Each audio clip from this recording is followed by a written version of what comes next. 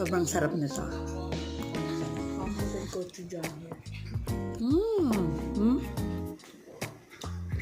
Not gochujang. Gochujang. So, sobrang sarap nito. Yung mga mahilig talaga sa maanghang, kailangan yung maglagay. Actually, half teaspoon lang naman yung nilagay ko. And sobrang sarap. Sobrang winner. No, 1 teaspoon lang.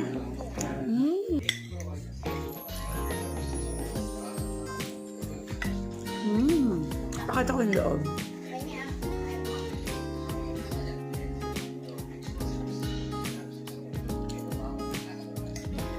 Sarap. Sabay ko yung tteokbokki. Tteokbokki and mushroom.